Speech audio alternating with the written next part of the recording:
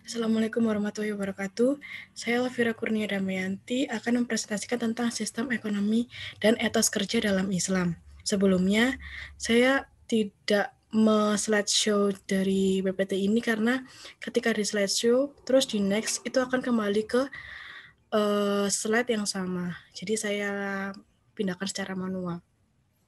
Yang akan dibahas dari sistem ekonomi Islam ini adalah satu, pengertian sistem ekonomi Islam, dua, nilai dasar dan instrumen ekonomi Islam, tiga, perbedaan sistem ekonomi Islam dengan sistem ekonomi kapitalis dan sistem ekonomi sosialis.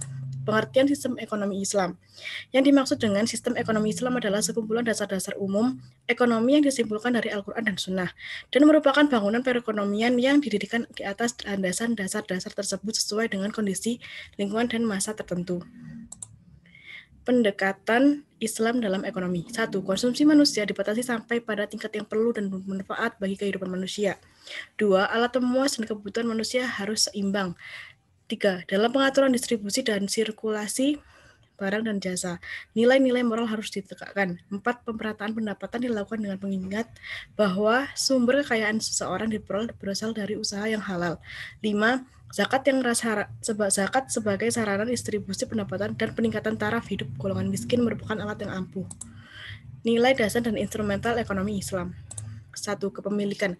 Kepemilikan oleh manusia bukanlah penguasaan mutlak terhadap sumber-sumber ekonomi, sebab sesungguhnya segala sesuatu yang ada di dunia adalah milik Allah. Manusia hanya berhak mengurus dan memanfaatkannya sesuai dengan aturan Allah. Kepemilikan perorangan tidak boleh meliputi sumber-sumber ekonomi yang menyangkut kepentingan hajat hidup orang banyak, tetapi menjadi milik umum atau negara. Keseimbangan merupakan nilai dasar yang mempengaruhi berbagai aspek tingkat laku ekonomi seorang muslim. Atas keseimbangan misalnya terwujud dalam kesederhanaan, hemat, dan menjauhi pemborosan. Keseimbangan yang dimaksud adalah keseimbangan antara kepentingan dunia dan akhirat, keseimbangan antara kepentingan individu dan kepentingan umum, dan keseimbangan antara hak dan kewajiban. 3. Keadilan. Keadilan harus diterapkan di semua bidang ekonomi dalam proses produksi, konsumsi, maupun distribusi. Selain itu, keadilan juga harus menjadi alat pengatur efisiensi dan pemberantas pemborosan. Keadilan juga berarti kebijaksanaan dalam mengalokasikan jumlah kecil kegiatan ekonomi tertentu bagi orang yang tidak mampu memasuki pasar, yaitu zakat, infak, dan sedekah kepada orang miskin yang tidak ditentukan jenis, jumlah, maupun waktunya. Perbedaan sistem ekonomi Islam dengan sistem ekonomi kapitalis dan sistem ekonomi sosialis. Sistem ekonomi Islam sangat berbeda dengan ekonomi kapitalis maupun sosialis.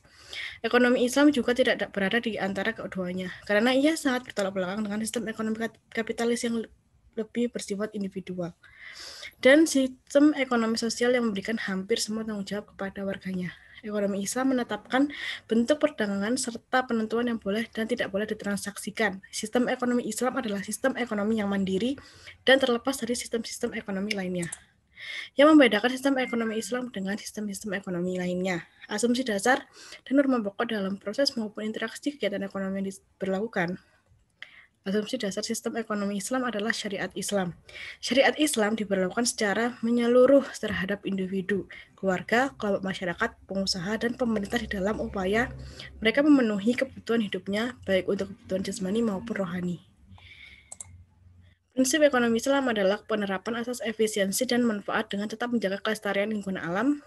Motif ekonomi Islam adalah mencari keseimbangan antara dunia dan akhirat dengan jalan beribadah dalam arti yang luas. Respon Islam atas transaksi ekonomi modern. E-commerce atau perdagangan elektronik. Teknologi merupakan banyak aspek bisnis dan aktivitas pasar. Dalam bisnis perdagangan misalnya, kemajuan teknologi telah melahirkan metode transaksi yang dikenal oleh istilah e-commerce. Dalam permasalahan e-commerce, fikih memandang bahwa transaksi bisnis ini di dunia maya diperbolehkan karena maslahat. Maslahat adalah mengambil manfaat dan menolak bahaya dalam rangka memelihara tujuan syara. Bunga bank. Bank merupakan perusahaan yang memperdagangkan utang-utang piutang, baik berupa uang sendiri maupun dana masyarakat, dan mengedarkan uang tersebut untuk kepentingan umum dilihat dari sistem pengelolaannya. Bank dikelompokkan menjadi dua jenis, yaitu bank konvensional dan bank syariah. Bank konvensional. Bank konvensional adalah bank yang menggunakan sistem bunga dalam transaksi dengan nasabah. Bank jenis ini ada dua macam, yaitu bank umum dan bank perkreditan. Pokok persoalannya sekarang ialah bagaimana pandangan umum Islam terhadap umat Islam yang menggunakan jasa konvensional. Pertanyaan ini mendapatkan jawaban yang berbeda dari para ulama dengan mengambil dasar Quran surat Ali Imran ayat 130. Ada ulama yang mengatakan haram, mubah, dan musyah. syubhat atau tidak jelas halal haramnya.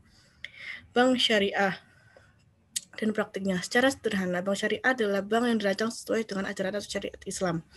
Akan tetapi, dengan banyaknya pelayanan dan transaksi, sering dijumpai praktik penyimpang dan perbankan syariah.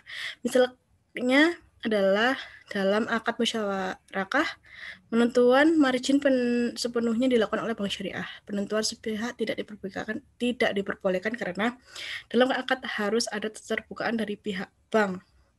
Kebanyakan bank syariah juga tidak menyerahkan barang kepada nasabah, tetapi memberi uang kepada nasabah sebagai wakil untuk membeli barang yang dibutuhkan. Hal ini menyimpang dari aturan fikih karena ada tujuh transaksi dalam satu akad. Ada dua transaksi dalam satu akad, yaitu wakalah dan murabahah.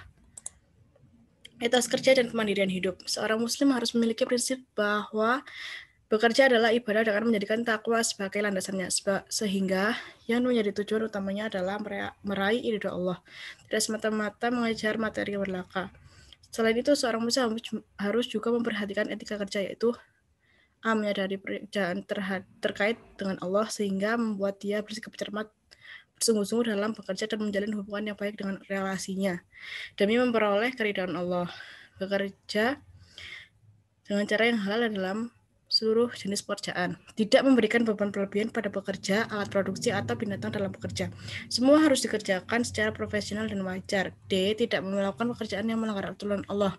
E. Profesional dalam setiap pekerjaan. Untuk mendapatkan kesuksesan dalam bekerja dan mendapatkan rezeki yang baik dan berkah, seorang muslim dituntut untuk memiliki etos kerja yang tinggi. Sikap ini tidak saja dimiliki oleh individu, tetapi juga oleh kelompok, bahkan masyarakat. Etos dibentuk oleh berbagai kebiasaan, pengaruh budaya, serta sistem nilai yang diyakini Islam sangat menganjurkan kepada pemeluknya untuk bekerja dan berusaha. Dengan bekerja, seorang bisa hidup mandiri dan tidak menjadi beban orang lain. Dengan bekerja pula, seseorang dapat memiliki harga diri dan percaya diri, bahkan menjadi manusia terhormat karena bisa meringankan beban orang lain. Etos kerja Islami memiliki beberapa karakteristik, diantaranya adalah A. Baik dan bermanfaat. B. Kualitas kerja yang mantap. C. Kerja keras, tekun, dan kreatif. D. Berkompetisi dan tolong-menolong. E. Objektif atau jujur. F. Disiplin atau konsekuen. G. Konsisten dan istiqomah. H. Percaya diri dan kemandirian, efisien dan hemat. Kemandirian dalam Islam. Dalam Islam, kemandirian adalah melakukan usaha sekuat-kuatnya untuk tidak menjadi penalu bagi orang lain selain seseorang masih mampu tanpa melupakan peran Allah Subhanahu wa Ta'ala. Dengan kata lain, konsep kemandirian Islam dibangun atas dasar tauhid sehingga manusia cukup bergantung hanya kepada Allah Subhanahu wa Ta'ala tanpa menafikan kerjasama dengan sesama untuk melipat gandakan kinerja. Sekian presentasi dari saya. Wassalamualaikum warahmatullahi wabarakatuh.